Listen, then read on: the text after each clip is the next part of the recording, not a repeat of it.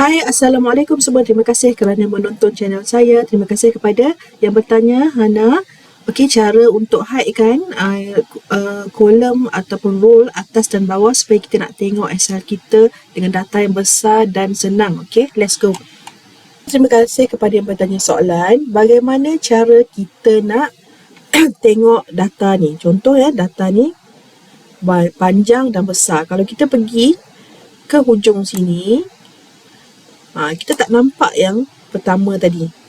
Yang pertama ni dia punya tarikh ataupun dia punya nama. Kita tak nampak nama dia. Ni siapa punya, ni siapa punya, susah kan? Ataupun kita pergi bawah, kita tahu ini apa, ini apa. Jadi sebab dia punya tajuk kat atas ni tak ada. Jadi apa yang kita boleh buat? Kita gunakan cara tengok kat sini view. Tekan view.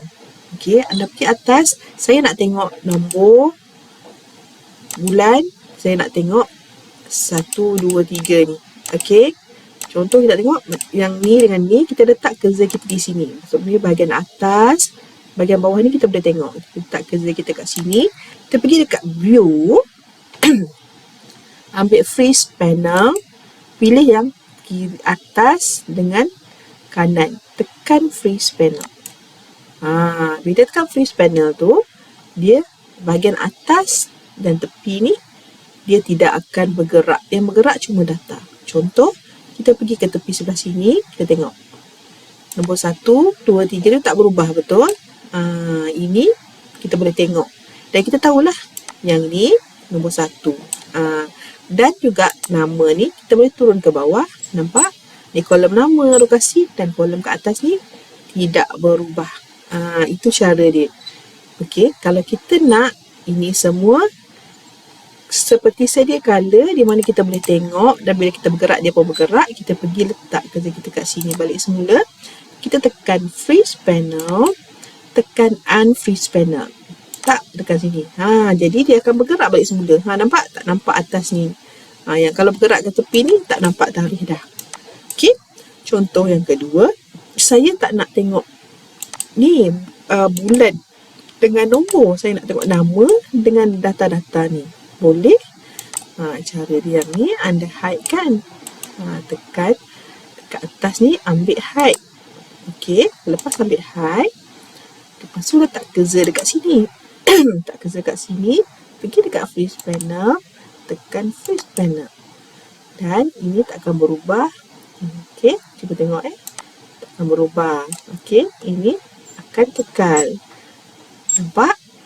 Nak kembali kepada asal, boleh pergi kat freeze panel, tekan unfreeze. Dia akan jadi macam biasa. Okey. Okey. Sekarang contoh kita nak tengok nama negeri, ini lokasi, detail barang, yuran. Okey, kita tak nak bulan, kita boleh hidekan. Kita tak nak lokasi ataupun kita tak nak detail barangan, kita boleh groupkan dia. Contohlah detail barangan ni kita tak nak, kita tekan dekat sini, kita pergi dekat data, pergi dekat outline, ambil group. Okey, groupkan dia, tekan group. Nampak dia ada button kat sini. Bila tekan group ni, dia akan tak nampak lagi detail barangan dia. Okey, lepas tu yuran, dengan tarikh yuran semua resit bayaran ni, kita groupkan dia lagi satu under group. Okey, nampak dia jadi satu group. Kita tekan ni, dia akan tertutup. Lepas tu kita senanglah nak baca. Yes or no sahaja. Bila kita nak tengok balik semula, kita tekan tambah ni, dia keluar balik. Kita tekan tambah ni, dia keluar balik. Jadi senang kita nak buat kerja. Kalau nak dia dah hilang balik benda ni, kita tekan ungroup lah. Sini tekan dia, ni kan, highlight kan, pergi ke outline, tekan ungroup. So dia akan hilang. Okey, ni tadi pun kita yuran kita tak nak, kita boleh pergi dekat highlight kan sini sampai sini. Kita tekan outline, tekan ungroup. Okey, dia jadi macam biasa. Nampak? Macam tu. Dan kalau anda nak guna, boleh guna hide, boleh guna group. Yang mana-mana yang senang bagi anda. Ataupun anda boleh guna hide macam ni, highlightkan, tekan kanan, tekan hide. Jadi anda tak nampak, anda boleh tengok dengan jelas.